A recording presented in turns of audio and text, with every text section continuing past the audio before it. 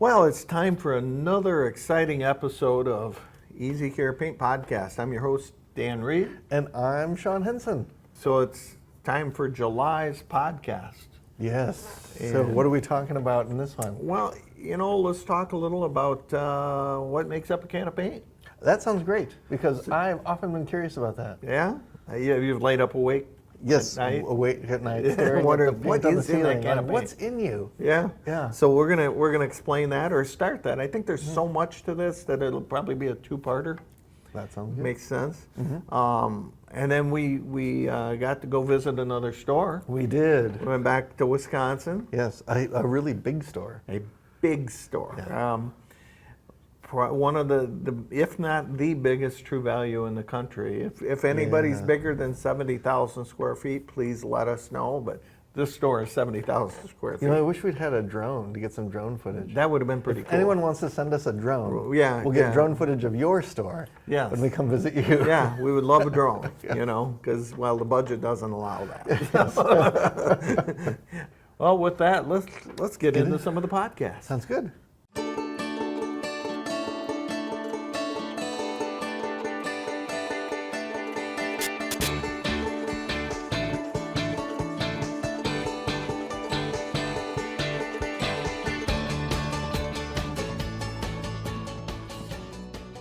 So, one thing that I get asked by retailers a lot is, what is the difference between the different quality levels of paint? That makes sense. I would want to know that if I was coming into a store. And exactly. Consumers might come in and they'd say, what's the difference between this one and this one? And, $10. Well, that's not really what they customer. They're not asking that. So what do I get for the $10? Exactly. They want to know, what's the difference? What are they getting? What's in it for me? So what is the difference between the different? All paints, no matter the brand or the price, are made out of 4 ingredients: pigment, binder, solvent, and additives. It's how you modify those 4 ingredients that make it a really good can of paint, or maybe not so much. Okay, that makes sense. So then if it's a higher priced paint, it has better versions of those ingredients in it? Yes. You got to look at each manufacturer. So let's just talk True Value paint only, right? Okay, that's fine with me. For the moment. Yeah, me too. But you got Limitless, you got Ultra Premium, you got Everyday. And so it's a good, a better, and a best. So as we move up that, you get more of the better ingredient. If you're looking at that, EasyCare brands versus maybe another brand you carry or your competitors' brands, you can't just go on price. You've got to look within that manufacturer. They're good, they're better, they're best. If there's a company that sells paint a little higher priced, or quite a bit higher priced than EasyCare, and they try to say that their good line is equivalent to the EasyCare Ultra Premium, which is our better line. And price-wise, they're close. They're still a little bit higher than the Ultra Premium. But if you look at the chemical makeup, or if you compare the two, they're not the same, not even close. Okay. Their midline lines up with our midline. Price-wise, not at all. So you said something about 4 ingredients. Yes. Early? Yes. I did. What about, so then how does that affect all of this? Let's start with pigments. Okay. Pigment's main job is to provide hide. The better the pigment, the better it's going to hide. So better paints have more pigments in them, and better pigments, I should say. Okay. Let's explain. There's really 4, or I'd say 5 different types of pigments. Okay. Right? And I'll list them from the best to the worst. So we start off, and we actually have a couple of them right here. You just have these jars of powder you brought with you. Yeah. But you're not sharing. No. Yeah, you don't want to fly with this. It can get you in trouble. I can see that. Yeah. This one is the best. It's called titanium dioxide, TiO2. Okay. Provides the best hide. In a little bit, let's do a demonstration for everybody. Oh, excellent. And show the difference between a couple of these pigments. Okay, that sounds good. So this one provides the absolute best hide. The more of this it has, the better it's going to hide, Okay. but also the more it's going to cost. Okay. Second best is called extender pigments. Now this one happens to be calcium carbonate, and it's almost like chalk. And it does provide hide, but not as much as the titanium, and it's a lot cheaper. Now, it's also, all paints have both of these in them. Okay. And that also seems like that's a little coarser. Almost looks like flour. You're right, it's a little coarser. The other interesting fact or tidbit for everybody playing at home is all paint wants to be shiny. We have to do something to try and make it not shiny. And extender pigments are coarser, as Sean said, and so they tend to make that paint film a little rougher. When I say rougher, through a microscope rougher, not that you're going to see. But so flat paints will have a little bit more calcium carbonate or extender pigments in it to flatten it so that you don't get the light reflection off of it, so it becomes less shiny. That makes sense. Huh. Interesting. Yeah. You want to Do do a demo? Let's do a demo. Let's do a demo. Yeah. Okay. All right. Excellent. Let's play with some paint. Let's make some paint. Or not really make some paint. We're going to do something real crude as far as being able to just show you the difference between titanium dioxide and calcium carbonate as far as the amount of hiding power that each of them has. So we'll start with the titanium dioxide. And as you saw, it's just it's a bright white, okay? And this is the extender pigment. Yeah, those do look different. They do look different. One's a little muddier, so to speak, and then the titanium's definitely a bright white. So all I've got here is just some mineral oil, and I'm just using this as a vehicle to make it into a liquid so that we can kind of spread it out a little bit. The titanium is a very bright white. Yeah. Okay. Now the extender, as I said, a little dirtier. So I've got some colored paper here.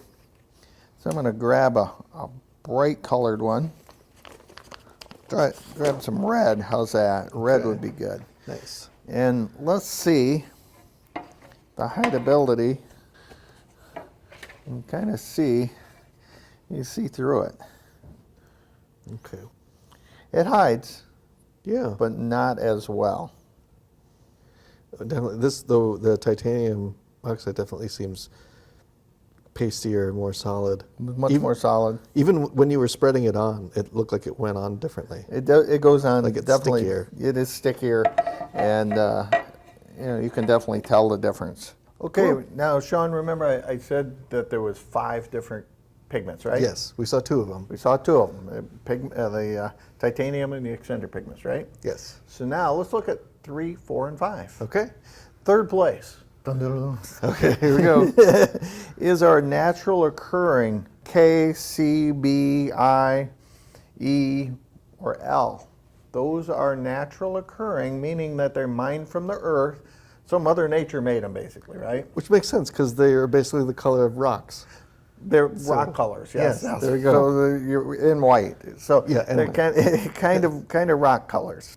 So then in 4th place we have that yellow. You don't use that a lot, but you do in some. Now, why would we have that? Because I see another one. There's a yellow there. You do, but you notice there's definitely a difference as far as hide. Yes. When it goes over the that black. one looks better. Yes. For sure. And so So why wouldn't you just use this one all the time? well, that's a good question. It has a more blue cast to it. So if you have a color that you wanted a bright, clean yellow, and you put that in, it would have a bluish hue to it. It's hard to see on there, but it does give a blue hue, especially with other colorants. So that would be your 4th one. Now last place. Your V, your R, your D, your E, your A, all of those are, as Sean calls them, Lego colors. Not Mother Nature. not Mother Nature. They're Yes. all man-made colorants, and like everything, Mother Nature is going to be superior to man-made. So where is this important to you at store level? Well, if you get a customer that comes in and picks maybe a dark color, I've got this band deck here, right? Mm-hmm. And let's say they pick a bright red. This one's called stop sign. So if you get a customer comes in and buys stop sign, okay, for whatever reason they want to paint maybe a wall stop sign, that color is not going to hide real well because it's got this thing in it. It's got a lot of this in it, right? You think, hey, it's going in a neutral base, it's got to have a lot of hide because I'm putting a lot of pigment in it. Well, the problem is you're putting the worst pigment you could in it as far as hide. Okay, so it's a little counterintuitive because there's some dark colors over here, but they clearly don't hide well because I can see through these. Exactly. And then, but this isn't the only place pigment exists, right? Because in some of the bases have some. Well, yes, and let's take a quick look at those. Here, some of your products have 4 base, some of you have 3 base. I'm going to just look at the 4 base, which is like in your ultra premium, and most other product lines other than Limitless and Everyday, which have 3 base, which we can look at too. But one thing, if you look at these drawdowns, we've got your pastel, your tint, your deep, and your neutral. Yes. As we go over this way, we get less hide, right? So when you get to the neutral, it's pretty crystal clear. It's basically just like a smear of mucus on the yeah, that's a lovely way of thinking about it. I got kids. Looks familiar. Okay, yeah, you're right. So, what we're doing is that titanium and that extender pigment that we showed you a little bit ago, we're taking that out. So as we go over this way to put those darker colors in, we have to take something out so you can add something in because your paint can only have so much pigment. So is it either going to be a lot of the titanium and the extender, or is it going to be colorants you put in at store level? So all hide down in that neutral base is being provided by you at the store level. Remember, 3rd, 4th, and 5th best pigment. So they're not really great on hide, especially when you get these, as Sean calls them, the Lego colors. But if you were up here, like if you were going for like something that looks like this, brown. A dark brown, something like that, or a rust color, then it would be better. Yeah. It would be much better, right? And your color cards are all pretty much the same, Can I hold these up? Yeah, you can hold that up. This is pigment or pastel, pastel, pastel. So these colors all come down and go into this. Then you get down into your tint bases would go in this color. Your deep, this color. And the last 2 are both neutral base colors. Now these are a little more earth tonies, so I would think that you would have quite a bit of C, maybe a little I in this. So these should hide pretty well. Okay, but remember, the only hide these 2 neutrals are going to be are from the colorant. Anything going in a neutral base, in my opinion, no matter what colorant, I would recommend a primer. That's just me. Now, we've kind of talked in other segments about paint and primer in one, so we're not going to go into that. You know what that is. If not, go back and watch one of them segments. Yes. So that's kind of that. Now, if you look at the 3 base system, it's kind of the same. Some of your pastels are going to go up here. A lot of your tints, something deep, so go in that medium, and then of course your neutrals go back over there. So now the one thing you'll notice, and like I said, these 2 neutrals are clear, right? Yes. They differ depending upon the sheen. Now, this is a drawdown of flat neutral, satin neutral, and semi-gloss neutral. Oh, so that's fascinating. So this, we know from earlier, this has more of the extender pigment in it. Has a little bit of extender pigment in Yeah. it. That's why flat paints always hide better than semi-gloss paints, right? Yeah, that's really clear there. Yeah, that's fascinating. It is very clear there. Yeah. Yes. Play on words. All right. All right. Oh, then there's one more drawdown over there. We got the whites. Yeah, let's look at one more. Now, we offer pre-mixed whites, and we offer pastel base, which can be used as a white. This is the difference, okay? If one thing you'll notice is the pastel base is a bright, clean, hospital white, I call it. Yes. And It'll probably glow a little under little bright lights. glow, yeah. And the white has a little black in it, actually, B2. So if you ever want to make the pre-mixed white and you don't have any, but maybe you sell it, take your pastel, add B2, not B2Y, just B2. So it's just a minute amount of black, and you'll get the pre-mixed white. Now, it's going to hide slightly better because it's tinted.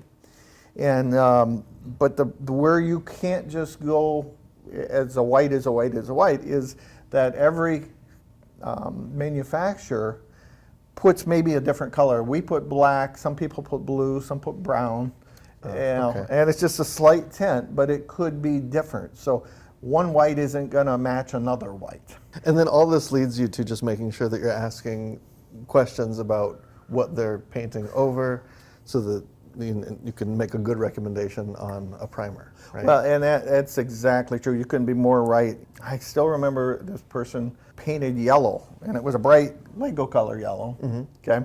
And her walls were blue, and so she thought, it's a paint and primer, I don't need to buy a primer. Sure. She painted that blue wall with this yellow, put 6 coats of it on, and guess what? It still had a green tint.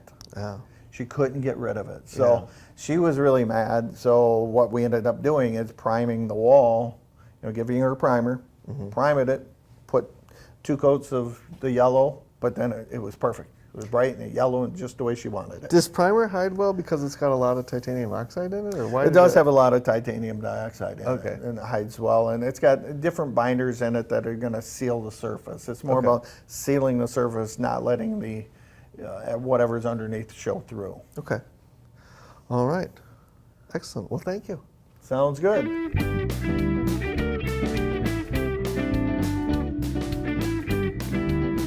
We're in Wisconsin. So once you're in Wisconsin, where do you have to go?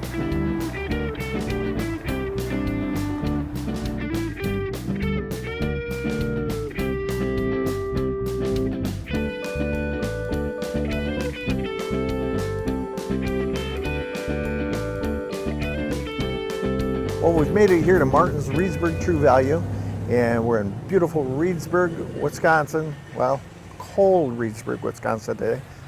Let's step inside and see what they're all about.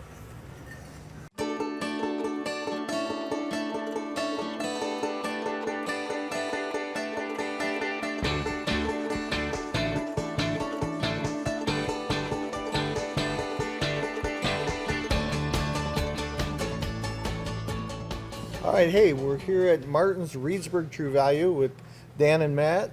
How you guys doing? Good, doing all right. And this is the largest, as far as I know, True Value in America. Probably not internationally, but No, in America, as far as I know. How many square feet you got? it's around 70,000 square feet. Yeah. Pretty big. And your feet know it at the end of the day? Yeah. So, Dan, tell me a little bit about you and your family, because your family's been in this a long time. Right. Yeah, my dad started out in 1968 with his first True Value store, and we've had several other stores, different locations, and from Arizona That's to right. Wisconsin, and we still have a True Value store in Sheboygan, and then this one here. And You had one in Milwaukee, too. yeah, we had one in Milwaukee, but we closed that one. I think it's going on 2 years now. Okay. And that had been there. I was there for 20 years, and So tell me a little more. I know originally this store was in a downtown location, and then when did this store get built? this store was built, actually opened in November of '99. Of 99. I remember that. Yeah, you were the paint rep. I was back the then. paint rep back then. That's Yeah. been a couple years ago, you know. And then we purchased the store in June of 2001. So you're 24 years into it. Yeah, time flies. So Wow. Wow.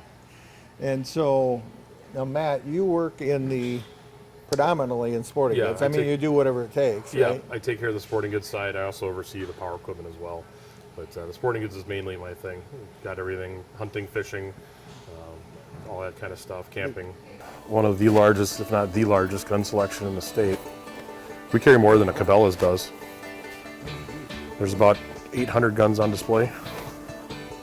Everything from your little 22 kids rifle all the way up to Barrett 50 cal. Huge, one of the biggest sporting goods departments in a True Value Yeah. I've ever seen. Yeah, we always get that comment. I didn't know True Value sold this much stuff, many guns and things like that. No. But yeah, we're probably one of the bigger sporting goods dealers in the state. So. And so now you're going to be third generation, basically. Yep. Yep. And so your dad is now, what, 88? Yep. And you finally get him out of the stores? Yeah, he's finally retired. He misses buying. That was his favorite thing, was going to the shows and looking for the deals. So, I remember your dad well. yeah. We're all about paint, of course. So you guys really do a nice job in paint. One of the things you guys did from when you bought it, the paint department was kind of over to the side, and you guys moved it front and center. You can't miss the paint Nope. department when you walk in the front door. That really helped.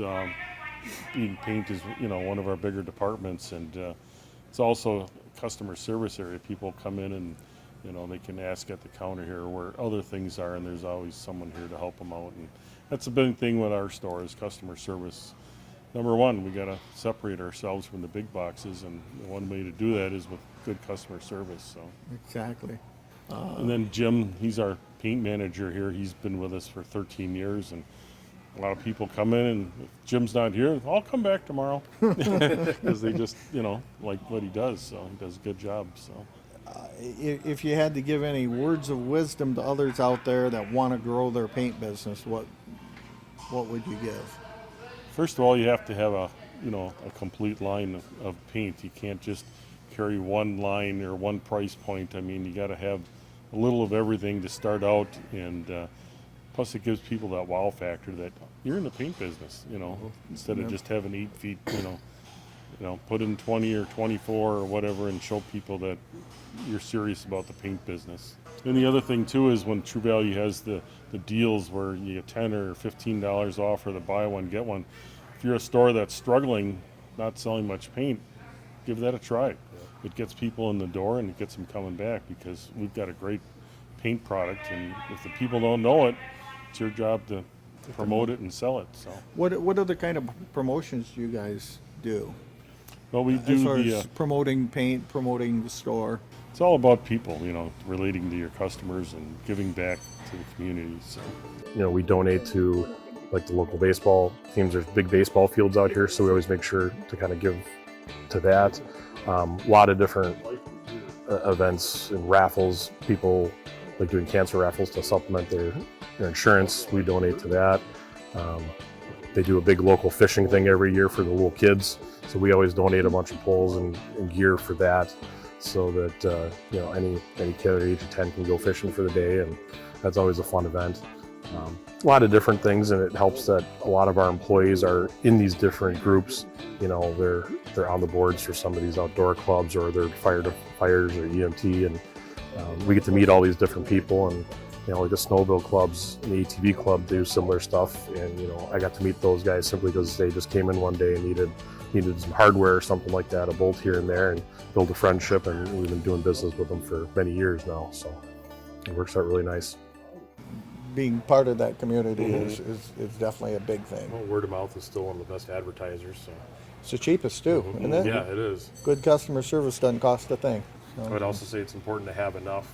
I've seen stores that just don't quite stock enough for a job. Right. The last thing a guy wants to come in is buy half the job and have to wait next week to get the other half done.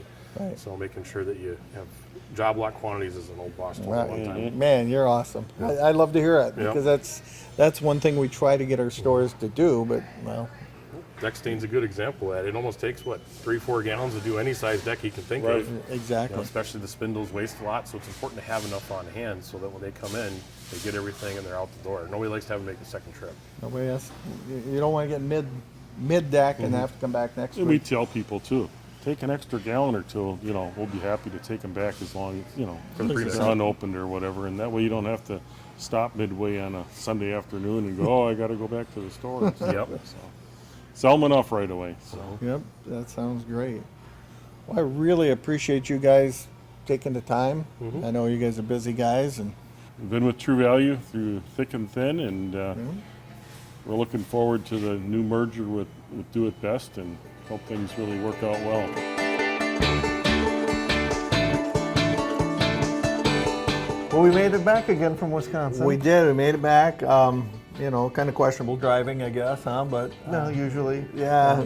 And you got to see Quick Trip, Yes, we did. and even more importantly, we got to visit at Reedsburg True Value. Yes. That store is amazing. It's huge. So they had pretty much anything you'd want in a hardware store. Yeah. 70,000 square feet of it. Yes. So, And it was great to talk to them. yeah. Hear about the things that they are adding to the community. So, they're just a great family of good people. So hopefully you take something away from this. Hopefully maybe you get some ideas from Reedsburg. I hope you start to learn a little about what's the difference in the cans of paint. We're going to explain more next month, but you know, for this month we're talking about the pigments, and I hope now you understand the difference in quality levels. And the big one I want you to take away is don't get hung up on the good, better, best as far as price. You know, you got to look at quality, not price. Price is not really meaningless, but kinda.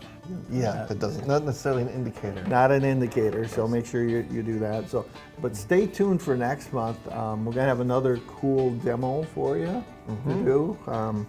As always, if you have any ideas, comments, suggestions, you'd like us to come to your store, please let either Sean or myself know. We'd love to visit your store. Love to hear your story. We'd love to tell your story. If you have any questions, things that you'd like us to cover, or you have any weird stories or weird paint scenarios, send those in. We will find a way to work that stuff in. Exactly. So until next time, happy selling. Happy selling.